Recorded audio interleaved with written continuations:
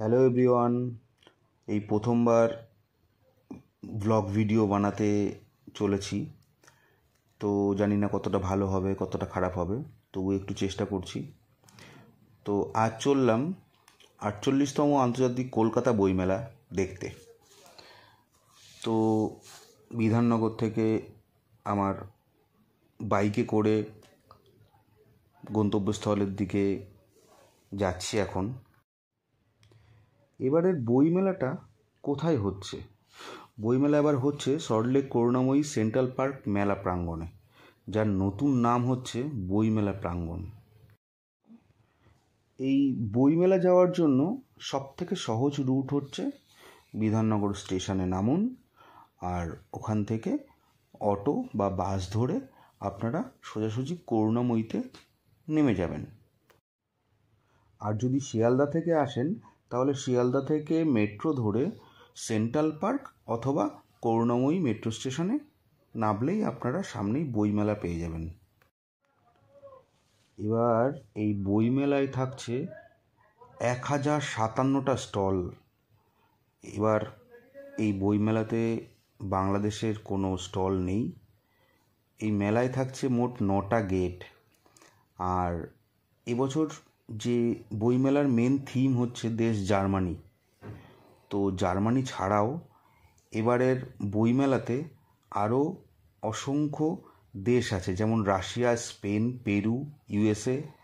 এই প্রতিটা দেশ থেকেই এবছর প্রতিনিধিত্ব করেছে আমাদের এই কলকাতার বইমেলাতে। তো আমরা পৌঁছে গেছি বইমেলার ভেতরে। এই দেখুন, ইউএসএ থেকে স্টল করেছে, অসাধারণ সুন্দর। এটা হচ্ছে ব্রিটিশ কাউন্সিলের। এছাড়া এখানে রাশিয়া, জার্মানি, পেরু সবাই বিভিন্ন স্টল করেছে বইয়ের। আমরা একটু গ্রেট ব্রিটেনের স্টলের ভেতরে গেছিলাম কিছু বই কালেক্ট করতে। তো সেটা দেখতে অসাধারণ লেগেছে। এই দেখুন, স্পেস, এটা পেরুর, এটা স্পেন, এটা আর্জেন্টিনা। প্রতিটা স্টলগুলোই অসাধারণ। এইটা হচ্ছে এবছর বইমেলার যে থিম, সেটা হচ্ছে জার্মানির স্টল। এখানে অসংখ্য টয়লেট পাবেন, যাতে আপনাদের কোনোরকম কোনো সমস্যার সম্মুখীন না হতে হয়। তো যাই হোক, কলকাতা বইমেলা আমরা ভীষণ ভালোভাবে ঘুরলাম। তো ঘুরতে ঘুরতে আমরা এসে গেলাম পট্টভারতী, একজন সিনেমার অভিনেতার সামনেও আমরা দেখা হয়ে গেল। প্রচুর মানুষের আগমন হয়েছে, আজকে সরস্বতী পুজো, যে কারণে প্রচুর লোক এসছে। এই দেখুন, আনন্দ পাবলিশার্স, এখানেও প্রচুর লাইন। আনন্দ পাবলিশার্সের ভেতরে বই কেনার জন্য প্রচণ্ড পরিমাণে লাইন দাঁড়িয়েছে। ফুড কোর্টও প্রচুর পরিমাণে পাবেন, খাওয়া দাওয়ার জন্য একদম সবথেকে ভালো জায়গা। শুধুমাত্র বই কিনলেন সেটা নয়, তাছাড়া অনেক ধরনের ফুড কোর্ট পাবেন। এটা শৈবা প্রকাশন, আমরা গেছিলাম, কিছু বই কিনলাম।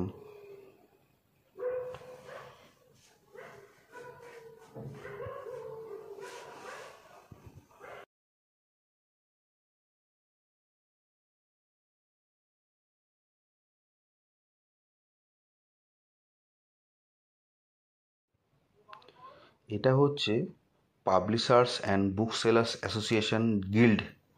এই গিল্ডই হচ্ছে এই টোটাল বইমেলার আয়োজক। আমরা এই বইমেলার ভিতরে পিসিচন্দ্র জুয়েলার্সের কাউন্টারও দেখলাম, ওয়েস্ট বেঙ্গল উর্দু মিশনের কাউন্টার দেখলাম, এখানে জৈনদের শিল্প মন্দির দেখলাম। সব থেকে ভালো লাগলো ওয়েস্ট বেঙ্গল পুলিশের এই স্টলটা, যেটার মধ্যে আপনারা দেখতে পাবেন, এই দেখুন, বোম স্কোয়াডের টোটাল যেটা ওদের ড্রেস সেটা। এছাড়া ওয়েস্ট বেঙ্গল পুলিশে যে সমস্ত জিনিস ব্যবহার করে সমস্ত জিনিসগুলোই এখানে প্রদর্শনীর জন্য রাখা রয়েছে। বোম থেকে শুরু করে যে সমস্ত জিনিস তারা বাজেয়াপ্ত করে, যে সমস্ত অস্ত্র তারা ইউজ করে, সেগুলো এখানে দেখতে পেলাম।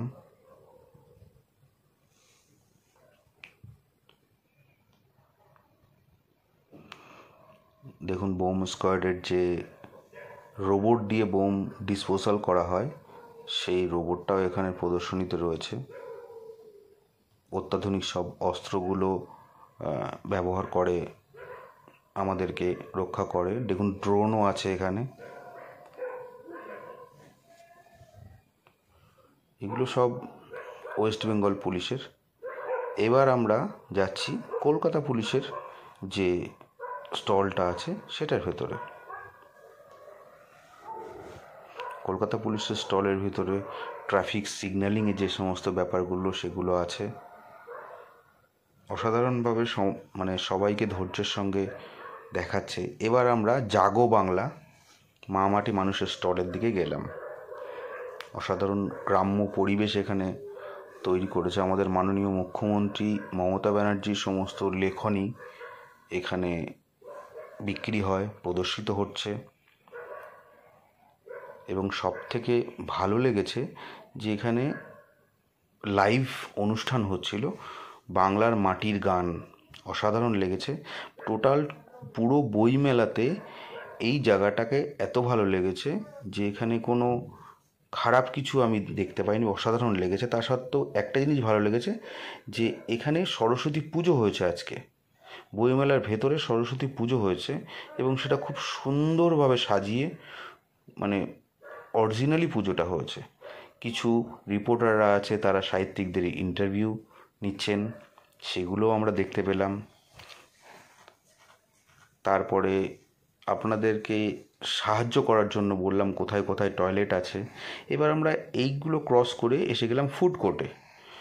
বইমেলা যতটা না ভিড়, তার থেকে অনেক বেশি ভিড় এই ফুড কোর্টটায়। অনেক রকম জিনিস এখানে পাওয়া যাচ্ছে। আপনারা ফিশ থেকে চিকেন থেকে সমস্ত পাবেন। আগুন যাতে না লাগে প্রত্যেকটা জায়গায় সেই ব্যবস্থা করানো আছে। তো আমরাও কিছু একটা খেয়ে নিলাম। এখানে পাটিসাপটা পিঠে হচ্ছিল ইনস্ট্যান্ট, লাইভ হচ্ছিল। সেগুলো দেখতে দেখতে আমরা একটু রাবড়ি কিনে নিলাম।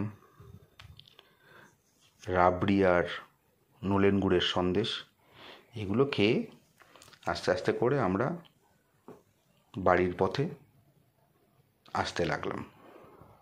জানি না কতটা ভালো করেছি, কতটা কি করতে পেরেছি, কিন্তু চেষ্টা করেছি। ধন্যবাদ।